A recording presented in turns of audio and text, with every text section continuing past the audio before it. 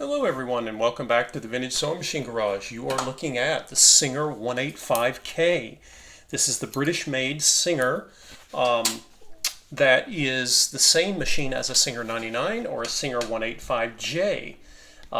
Normally you see, most of the ones you see in this style, this is the body style change that Singer did in 1958. 1958, this design had already been around since around the turn of the century, 20th century. And yet Singer updated it with new colors and new body styling, but the same tried and true heavy, just tractor-like drivetrain, which is one of the things that made it so legendary. It's a 3/4 machine. It's portable. It comes in a case. Even has its little extension here. And yet it is one powerful beast of a machine. And if you look, you can see I've been doing some test stitching. This is sort of a vinyl product. I don't have any leather on hand at the moment, but anyway, this is sort of a synthetic. I've been doing some test stitching and it sewed this material really well.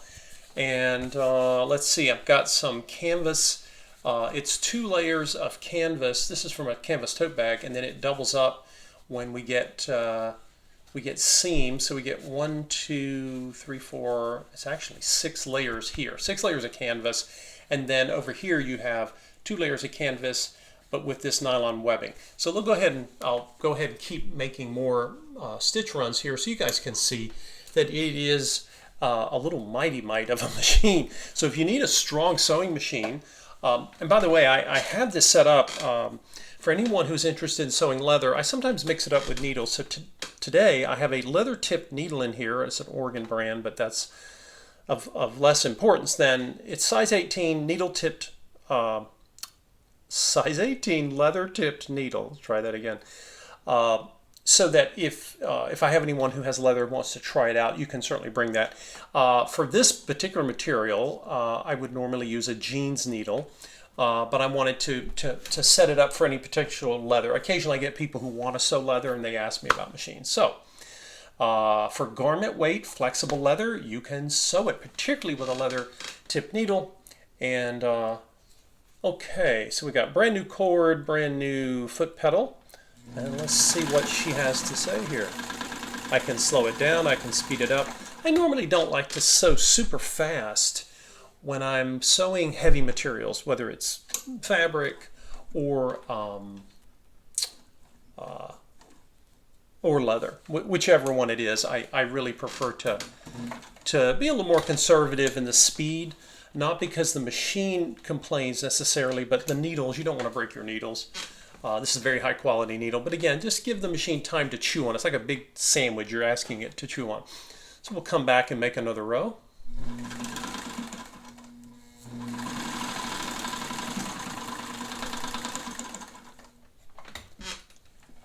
And let's see how the old girl did. This machine's been fully overhauled. So the top 2 rows are the ones I had before, and then these are the ones I just completed. And you can see I'm going over 2 layers of canvas. Here, if you start over here with me on the left where my thumb is, as we move across, we hit 2 layers each on a seam and 2. I think I've got 6 layers there total. And then I go back to 2, and then 2 with this high density sort of nylon webbing material. This was again part of a tote bag, so it had good strong canvas and this webbing. That's not a oh, let's look on the other side and I'll show you guys. Here's the bobbin thread, which is green. You can see it coming across, and notice that it handles the transition of the density of the seams just fine. I have this and that's the reason I originally had the leather tip needle in. I have sort of this is like a synthetic. This is more like a vinyl synthetic.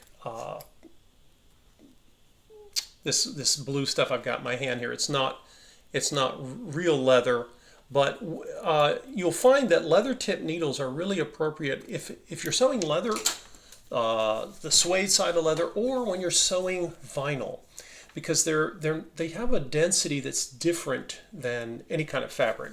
So I've already been using this, but we'll try to sew another line here so you guys can see it. So this is a situation where when you have leather or vinyl, sometimes the straight stitch foot will be fine, and other times you're going to want to invest in a roller foot.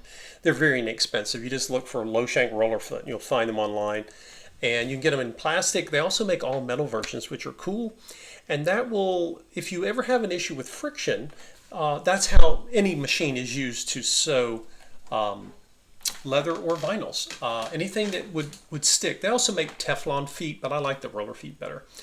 But anyway, let's see. I've been doing some sewing on this material, and it seems to flow under the foot just fine.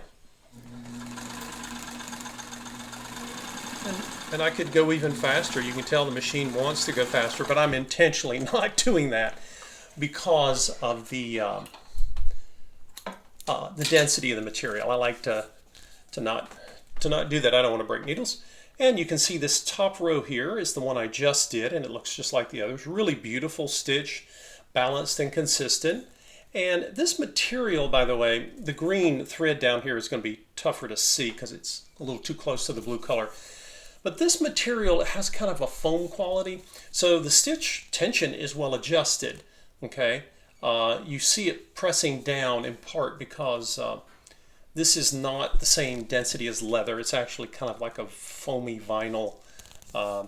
That's the best description I can give you for it. But this is a very good example of a material you would use a leather tip needle for if you're not sewing leather itself. So there you go, guys. The Singer 185K. Again, unusual because she has this extension table. I'm not used to seeing that. And it actually has a grass cloth case, which this is the cover for, and it uses a key, which I have. And I thought that was kind of interesting because at some point they switch over to those cases that use the big hinges, and I thought that the keys had been done away with when they got away from the old bentwood style cases. But maybe that's not the case. But anyway, here you have it. This is just like a 185J, except it says K on it and the color is different. But underneath is that tried and true. It has these top-loading bobbins, easy to find, and it has, I'll tilt it back. Ooh. It has this magnificent drivetrain under it that Singer kept in production for a really long time. So anyway, if you are looking to sew something heavy-duty but you don't have space or the inclination to have a table and a larger machine, this is a great little workhorse.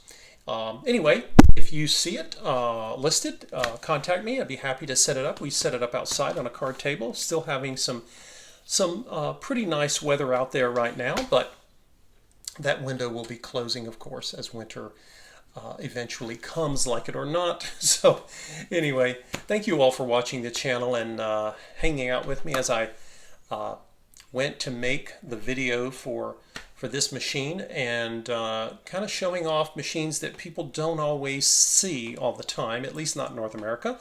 But it's a Singer, and it is a beefy one and a tough one.